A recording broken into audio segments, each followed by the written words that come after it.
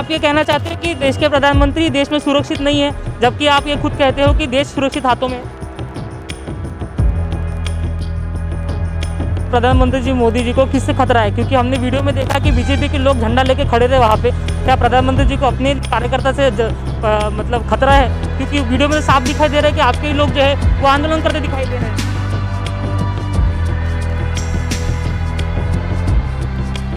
कि पंजाब में हमारे पंतप्रधान की जान खतरे में थी, उस प्रकार का प्रयास उन्होंने किया। केवल भगवान का आशीर्वाद और पंतप्रधान नरेंद्र मोदी ने देशवासियों की हुई सेवा, उसके आशीर्वाद के कारण पंतप्रधान वहां से सुरक्षित लौटे।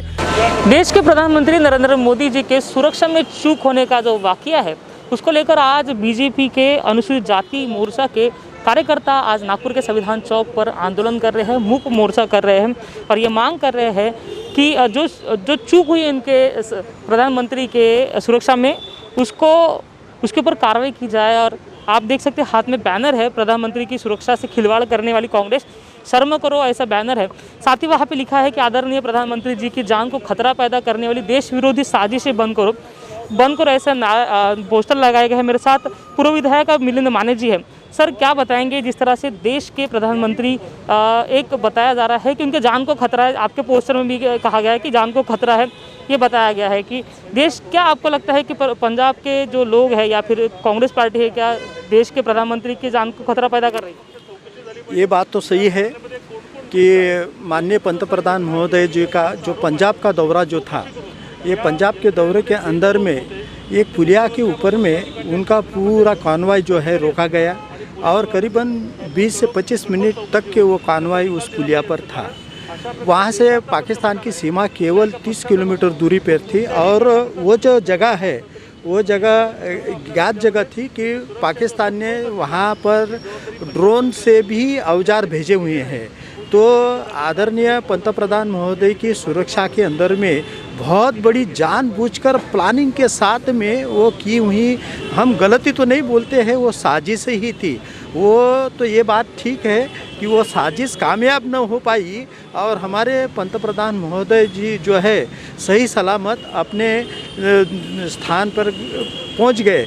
तो हमारा यह आरोप है कि यहाँ पर जो जानबूझकर जो साजिश रची थी, वो साजिश का रचयिता कौन है, उसके पीछे क्या प्लानिंग थी, पुलिस ने कुछ यंत्रणा के अंदर में जानबूझकर गड़बड़ की थी। क्योंकि पुलिस वाले वहाँ पर जबकि कॉन्वॉय गर्दी को हटाने के लिए वहाँ पे जो पुलिस वाले आगे भेजे गए थे, वो वहाँ के लोगों के साथ में चाय पी रहे थे। इसका मकसद ये है कि जानबूझकर पंतप्रधान जी को रोकना और उनके जान को खतरा निर्माण करके उनका सीधा सीधा हत्या करने का ही प्लानिंग था उसके अंदर में। क्योंकि जहाँ पर कॉन्वॉय रोका गया था तो उसके ठीक पीछे वाले एक धार्मिक स्थल के ऊपर से घोषणा कर दी जा रही थी कि उधर से भी उनका रास्ता रोक दिया जाए। यदि ऐसा होता तो मुझे नहीं लगता है कि पंतप्रधान जी महोदय का कॉन्वॉय जो है वापस भी जा सकता था और उन्होंने प्लानिंग के साथ में हत्या की रही थी। हम तो इन्हें धन्यवाद देते हैं कि ईश्वर को कि उनकी जान बच पाई है और पंतप्रधान महोदय जो है शतायुषी हो, ऐसे हम भगवान के साथ सामने प्रार्थना भी करते हैं। खतरा है प्रधानमंत्री जी मोदी जी को, किससे खतरा है? क्योंकि हमने वीडियो में देखा कि बीजेपी के लोग झंडा लेके खड़े थे वहाँ पे। क्या प्रधानमंत्री जी को अपने कार्यकर्ता से मतलब खतरा है? क्योंकि वीडियो में साफ दिखाई दे रहा है कि आपके ही लोग जो है वो आंदोलन करते दिखाई दे रहे हैं। बीजेपी के कार्यकर्ता वहाँ पर कुछ ही लोग थे, लेकिन उनके साथ में अन्य लोग भी घुस गए थे वहाँ पर और वो बीजेपी का झंडा जिसके हाथ में है, इसका मतलब वो बीजेपी का कार्यकर्ता है, ऐसा नहीं होता है। साजिश का वो एक रूप हो सकता है कि बीजेपी का झंडा वहाँ पर लेकर जाने वाला आदमी जो है वो झूठे नारे भी लगा सकता है, लेकिन पंतप्रधान मोदी जी के सुरक्षा कॉन्वॉय तक के जाने की उनकी हिम्मत कैसी हुई है? किसी को नहीं जाने देना चाहिए था। बीजेपी का कार्यकर्ता रहे या झंडा लेकर रहे या कोई भी रहे, वो साजिश का एक रूप हो सकता है। वो पक्का ही पक्का साजिश थी, नहीं तो अन्यथा कोई पंतप्रधान महोदय जी का 70 साल हुए हैं कोई कॉन्वॉय रोका गया है, ऐसी इतिहास में कोई बात नहीं हुई गई है। और ये षड्यंत्र था ऐसा हमारा मानना है, और षड्यंत्र की पूरी तहकीकात होना चाहिए और दोषी लोगों को निश्चित रूप से सज़ा भी मिलना चाहिए। इसके लिए हमारा आंदोलन है। जी, हमारे साथ भाजपा के उपाध्यक्ष संजय भेंडे जी, उनसे बात करते हैं। सर, एक और कहा जा रहा है कि देश सुरक्षित हाथों में है, दूसरी ओर प्रधानमंत्री जी के जान को खतरा है, ऐसा बता रहे हैं। निश्चित रूप से पंजाब की जो घटना घटी है उससे यही लगता है कि देश के पंतप्रधान को जिस प्रकार सुरक्षा देने की आवश्यकता थी वो नहीं दी गई। उनके जान को जानबूझकर इस प्रकार का खतरा हो ऐसा प्रयास किया गया, ऐसा हमारा बिल्कुल स्पष्ट आरोप है। और दिखता ही है जिस प्रकार से लोग वहाँ इकट्ठा हुए, जिस प्रकार से पुलिस व्यवस्था नहीं थी, पुलिस प्रशासन जो जिनको किसान कहा गया उनके साथ चाय पीते हुए दिखाई दिए।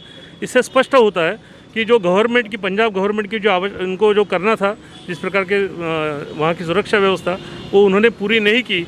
इसी का कारण है कि वहाँ पर लोगों को इकट्ठा आने के लिए एक प्रकार से सुविधा दी गई और वहाँ की पुलिस प्रशासन उसके ऊपर कोई ध्यान नहीं दे रहे थे। ये स्पष्ट होता है कि जानबूझकर पंतप्रधान की हत्या की यह साजिश थी, ऐसा कहना भी कहीं गलत नहीं होगा। आपने बहुत बड़ा आरोप लगाया हत्या की साजिश है, ना गोली चली, ना लाठियाँ चली, ना नारेबाजी की गई, फिर भी देश के प्रधानमंत्री को की हत्या किस तरह साजिश हो सकती है। दूसरी बात यह है कि उन्होंने अपना रूट चेंज किया, पहले हेलीकॉप्टर से जाने वाले थे, फिर रोड के से जाने वाले थे, तो गलती किसकी है? रूट बदलने की भी जानकारी उनको दी गई थी। ऐसा है कि जब पंतप्रधान और राष्ट्रपति इनका जो प्रवास होता है उस समय सारी सूचनाएं वहाँ के पुलिस प्रशासन को दी जाती है। जब मौसम खराब होने के कारण उस हेलीकॉप्टर का दौरा न करते हुए रोड मार्ग रास्ते से जाना तय हुआ, इसकी भी जानकारी पुलिस प्रशासन को थी। लेकिन जानबूझकर, और जब स्टेट की पुलिस किसी भी प्रकार का आंदोलन होता है तो आंदोलनकारियों को रोकने की ताकत पुलिस प्रशासन में होती है। लेकिन जिस स्थान पर उनको रोका गया उस पुलिया पर सब तरह से आंदोलक खड़े थे, ये दिखाई दे रहे। ये आंदोलक वहाँ से आए कैसे, और उनको रोकने का काम पुलिस ने क्यों नहीं किया, उनको हटाने का काम क्यों नहीं किया? 20 मिनट तक देश का पंतप्रधान एक रास्ते पर खड़ा होता है और पुलिस प्रशासन हाथ धरे वहाँ खड़ा रहता है। इसका मतलब ही ऐसा था कि जानबूझकर इस प्रकार की व्यवस्था की गई कि आंदोलक वहाँ पहुँचे, वहाँ पंतप्रधान की गाड़ी रोकी जाए और उनके ऊपर इस प्रकार की कार्रवाई हो सकती थी।